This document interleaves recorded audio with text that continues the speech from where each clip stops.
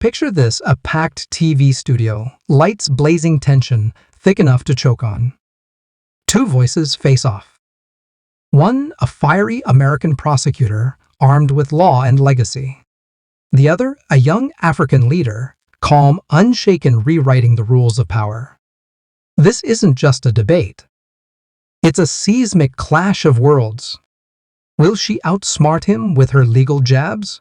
Or will he flip the script on global politics without raising his voice? Stick around, because what happens next will leave you stunned. This is the moment America watched a new kind of leader emerge. And trust me, you won't see it coming. Let's set the stage.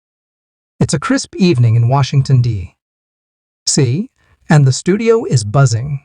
Cameras hum, producers whisper, and the audience leans forward, sensing something big. This isn't your average political showdown. It's a rare moment when global tides crash head-on live on American TV.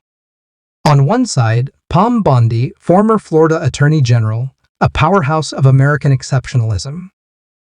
She's sharp, confident, her notes stacked like a prosecutor ready to dominate. Her mission: defend the world order, laws, trade, diplomacy that America champions. She's been in courtrooms, on TV panels, and she knows how to win. Across from her sits Ibrahim Traoré, the young president of Burkina Faso. He's not your typical guest. At just 35, he's a military leader who took power in a coup, a move that shocked the world. His fiery UN speeches have rattled diplomats, calling out global systems. He says, exploit Africa. Nobody expected him to accept this debate invite. Yet here he is, calm eyes, like steel, ready to face a titan on her home turf. Why? Because he's not here to play nice. He's here to challenge everything. Why does this matter? This debate isn't just about policy. It's about power: who writes the rules, who benefits, and who dares to question them. For Americans watching, it's a wake-up call. The world is shifting, and voices from places like Burkina Faso aren't staying silent anymore. For Traore, it's a chance to speak directly to the West, to expose what he calls a rigged game. The stakes couldn't be higher. If Pam wins, she reinforces America's grip on the global narrative. If Traore lands his punches, he could inspire a generation to rethink everything. Here's the kicker: nobody knows how this will unfold. Pam's ready to school him on law. Traore's ready to flip the table. And the world is watching. But what happens when an unstoppable force meets an unyielding truth? Let's find out. The studio lights burn hot, but the air feels colder. Pam Bondi sits tall, legs crossed, a tight smile on her face. She's ready to take control like she's done 100 times before. Across from her, Ibrahim Traoré is still, his uniform crisp, his gaze steady. The moderator, a seasoned pro, kicks things off with pleasantries, but Pam's not here for small talk. She cuts in, sharp voice like a blade. Let's get one thing straight, Mr. Traoré. She says, you can yell about independence all you want, but there are laws, international laws, trade laws, diplomatic protocols. You clearly don't understand them. You're playing strongman politics like it's a game. The audience holds its breath. That was a jab, a challenge, a dare. Pam's laying down the gauntlet. You're out of your league. But Traoré, he doesn't flinch. He lets her words hang, glancing at the camera, then back to her. I understand laws, he says, voice low, steady, like a drumbeat. I also understand who wrote them and for whom. Oh, snap. The room goes quiet. The moderator shifts in his seat, caught off guard. Did he just turn her attack into a counterpunch? Pam leans forward, smile tightening. Are you implying the law doesn't apply to you? She asks, voice rising. Traoré's calm doesn't crack. I'm saying the law was designed to contain people like me, he replies. To protect wealth flowing one way. You call it order. I call it control. Boom. The audience murmurs, stunned. Pam's smile freezes. She's used to rattling opponents, but this guy's not shaking. You don't know the law, she fires back. You don't respect it. That's why no one takes you seriously on the world stage. You're playing chess with checkers rules. Traore leans forward now, just enough to shift the air. You say, I don't know the law, he says, but I know power. That's why I'm sitting here on your network in your country, and you're the one raising your voice. Oh man. The crowd gasps. Pam stiffens her notes, suddenly useless. The moderator opens his mouth, then closes it. In minutes, Traore's flipped the script. He's not here to defend himself. He's here to challenge the game itself. But here's the question, can Pam regain control? Or is this just the start of something bigger hold that thought the moderator tries to steer things back, tossing Pam a softball? Miss Bondi, he says, you've called American aid a lifeline for developing countries. Is that still your stance? Pam exhales, seizing the chance to reset. Of course, she says, voice smoother now. We provide billions food medicine infrastructure. Without the U.S., much of the world would collapse, including Mr. Traore's country. Ouch. That was a deliberate jab, meant to put him in his place. The crowd leans in waiting for his response. Traore doesn't blink. He leans forward, eyes locked on Pam. Do you give out of generosity or strategy? He asks. The room freezes. Because if it were generosity, you wouldn't attach conditions. Pam cuts in conditions. We protect our interests, but Traore's ready. Exactly, he snaps, sharp but controlled. And when we refuse your conditions, you call us ungrateful. When we reject your programs, you call us unstable. You want to talk law? Let's talk the law of dependency. You write the rules. You control the currency. You decide who's legitimate and who's dangerous. The camera zooms on Pam's face. Her jaw tightens, lips pressed thin. The audience is glued, some nodding, others shocked. Traore's not just debating, he's dismantling her worldview. Pam tries to rally. So what's your solution? Isolation. You think Burkina Faso can stand alone? Traore smiles, just a flicker. No one stands alone, he says. But we can stand with each other. Africa can trade with Africa. We can build without being told how. What you call isolation, we call sovereignty. That word, sovereignty, hits like a thunderclap. Pam hesitates, her momentum slipping. The moderator, sensing the shift, fumbles. Care to respond? Pam nods, but says nothing. The silence screams louder than words. In the control room, producers whisper frantically. Ratings are spiking. Social media's exploding with Traore's lines. We know Power One clip repeats, going viral. But Pam's not done. She leans into the mic, voice sharp. Captain Traore, let's not pretend. When the U.S. withdraws, you don't get sovereignty. You get chaos. We bring structure, democracy, stability. Traore's eyes don't waver. You bring control, he says, and call it democracy. You fund opposition and call it freedom. But if we did that in your country, you'd call it interference. The crowd stirs, some gasping, others nodding. Pam's frustration bubbles. You're simplifying complex systems, she snaps. There are laws, treaties, consequences. Traore locks eyes. Whose laws, whose treaties, who wrote them, who benefits? The room feels electric, like a storm's about to break. But what happens when Pam pushes back harder? You won't believe this. The commercial break hits, but the tension lingers. In the control room, producers scramble. Do we cut early or let it ride? One asks. The numbers don't lie. Viewers are glued. Clips of Traore's flip the table line flood X-racking up millions of views. In cafes, in Ouagadougou, Burkina Faso's capital, People cheer at screens, pride swelling. Back in the studio, Pam's team swarms her backstage. You're losing the narrative, and Aide hisses. He's becoming the hero. Pam's jaw tightens. That's not happening on her watch. The debate resumes, and Pam comes out swinging. Captain Traore, she says, voice like a prosecutor's, you took power through a coup, not an election. You stand here talking dignity, but what kind of power skips the ballot box? It's her sharpest strike, yet a direct hit at his legitimacy.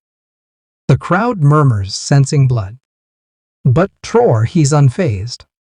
He folds his hands, leaning forward. Pam, let me ask you something, he says, voice slow, deliberate. If the ballot box delivers puppets who answer foreign calls before their own people, what's democracy really? The room goes still. Pam tries to interrupt, but Traore keeps going. In my country, we had elections. The winners were funded by foreign money, their policies written in another language. I didn't take power from the people. I took it back for them. The crowd's murmurs grow louder. Some nod, others sit stunned. Pam's lips part, but no words come. Traore's reframed her attack, turning it into his strength. You speak of democracy like it's perfect, he says. But where was your voice when African leaders were bought and discarded? Social media erupts again. He didn't flinch, one post reads, shared thousands of times. In the studio, the audience is split. Some see Traore as a dangerous upstart, others as a truth teller. Pam's breathing harder now, her composure cracking. She stands, finger raised like she's in a courtroom. Raw power isn't legitimacy, she says. You've got no constitution, no checks, no opposition. That's not leadership. That's dictatorship. The crowd gasps. It's a bold move, but risky. Has she cornered him or walked into a trap? Traore stands too, stepping toward Pam's podium. The room inhales. You say, I don't know the law, he says, voice steady. But I know justice. When laws protect corruption, but punish hunger, that's not law. That's control. He steps back, letting the words sink in. I won't apologize for breaking rules written by thieves. The room erupts, not applause, but a charged silence, like something ancient just woke up. Pam freezes.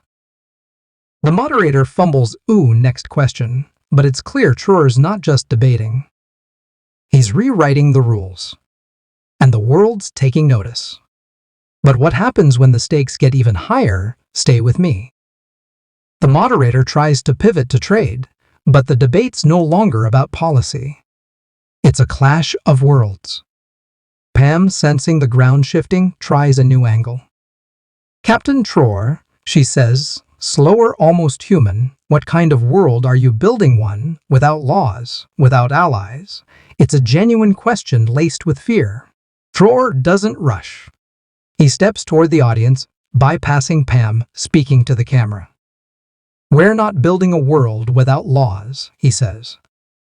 We're building one where laws apply to everyone equally. We're not tearing down agreements. We're ending those signed under duress with guns at our borders. The crowd silent, hanging on every word.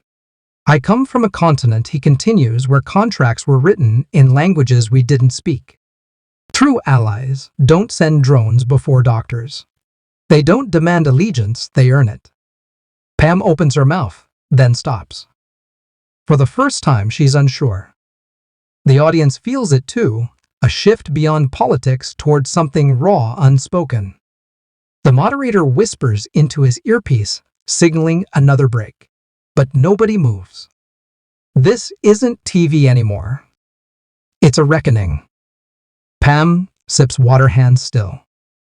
She's built her career on control, but Traore's not playing her game. She tries one last push. If every country ignored rules, tore up agreements, she says, how long would the world survive? It's a good question, one that demands pause. Traore gives it. Then, with calm precision, he says, "I'm not asking the world to follow me.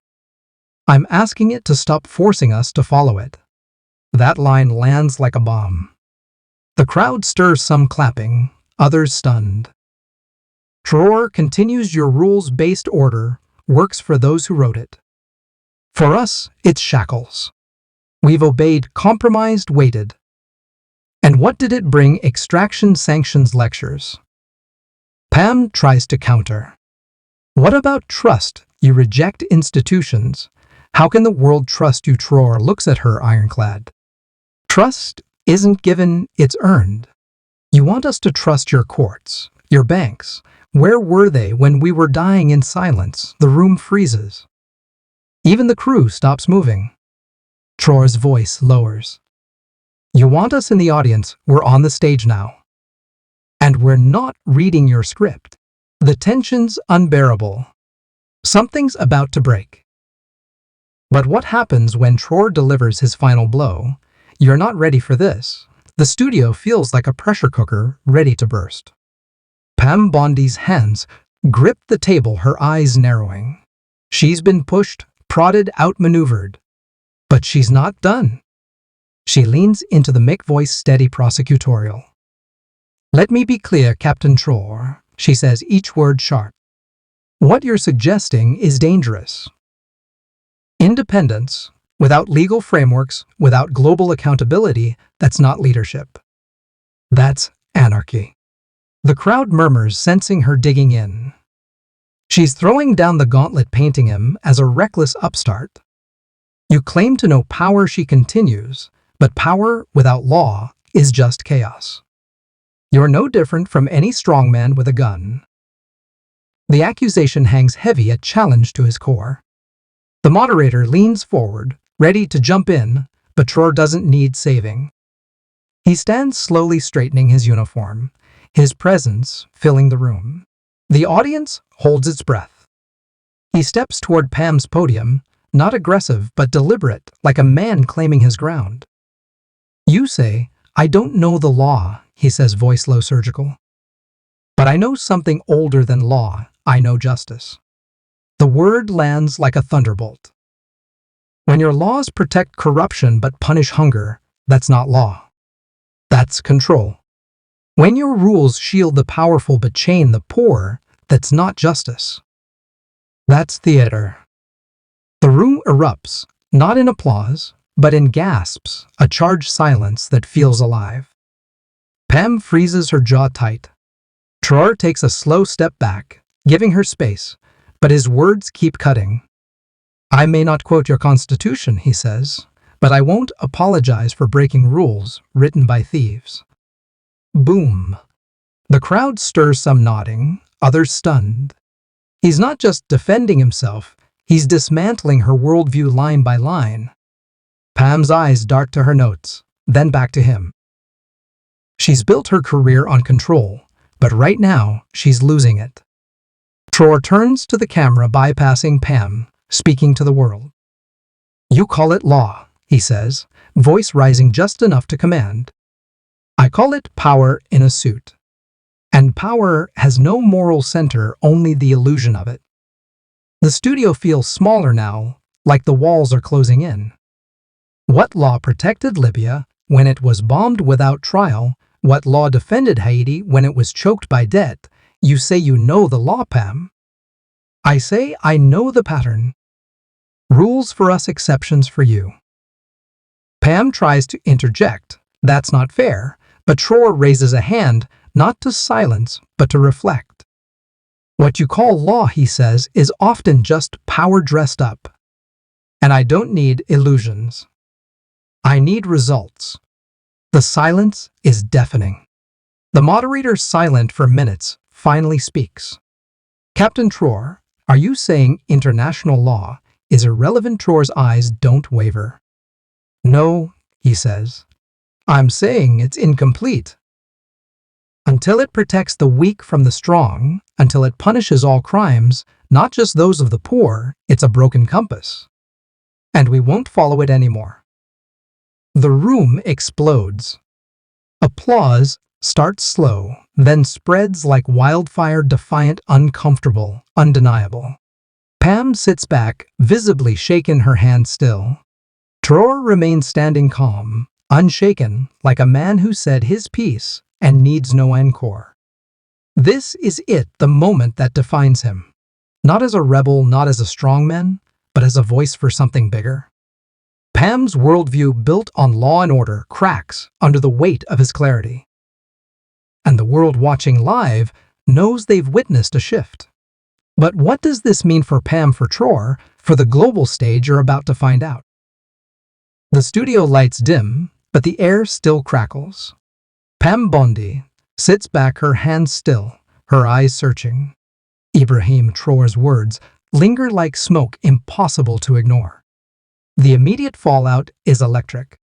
Social media explodes. Clips of Traoré's power in a suit line go viral, racking up millions of views. In Burkina Faso, cafes buzz with pride as farmers and students share his quotes. He didn't flinch. One post reads, shared thousands of times. In America, pundits scramble. Some call him arrogant, others brave. But nobody's neutral. The debate's ratings soar, a rare moment when the world couldn't look away. Pam's team huddles backstage, shaken. She's lost debates before, but this feels different. Her worldview, built on law, order, American dominance, cracked on live TV. Traore didn't just challenge her, he challenged the system she represents. Yet in a quiet hallway, after Pam catches up to him. "You're not like the others," she says, voice softer. Traore nods. "That's why I'm here." She pauses, then admits, "I didn't expect to learn something today." His reply is simple: power is knowing when to listen. It's a small moment, but it humanizes them both. Pam's not defeated, she's rethinking. The long-term impact ripples. Traore's words inspire young leaders across Africa, sparking debates about sovereignty over dependency. In the U.S., viewers question aid influence global rules. His calm defiance becomes a case study in power without volume. Burkina Faso sees a surge in regional trade talks, proving his vision isn't just talk. But risks loom, sanctions tighten, and critics label him a destabilizer. Still, he's shifted the narrative. The global south isn't just a guest at the table anymore. What's the deeper lesson? Leadership isn't about credentials or volume, it's about clarity and courage. Traore didn't need to shout to be heard. He spoke truth, raw and unfiltered, forcing everyone to listen. For Americans, it's a reminder the world's changing, and not every voice will ask permission. Justice, not law, drives real change. And sometimes, the most powerful moments happen when someone dares to stand, not bow. This wasn't just a debate. It was a wake-up call. But what does it mean for the future? Let's wrap this up. What a night that was. Ibrahim Traoré didn't just debate Pam Bondi, he shifted the ground beneath her. With calm, surgical precision, he exposed a truth: laws without justice are just control, and real power doesn't need a loud voice. This wasn't about winning an argument. It was about claiming a voice for those long silenced. Pam, a titan of law, learned even she could question her own rules. For America, it's a wake-up call. The world's not waiting for permission anymore.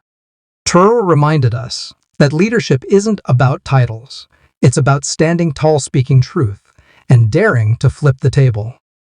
So what's the takeaway? Power isn't just in courtrooms or capitals. It's in the courage to challenge systems, to demand fairness, to listen when it's hard.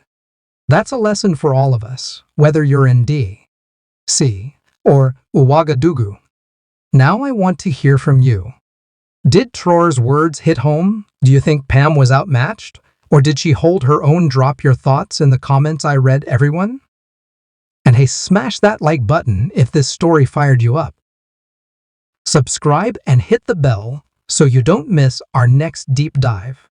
Up next, We're tackling another clash that changed the game. Trust me, you won't want to miss it. Share this video with someone who loves a good showdown. Let's keep the conversation going because the world's listening.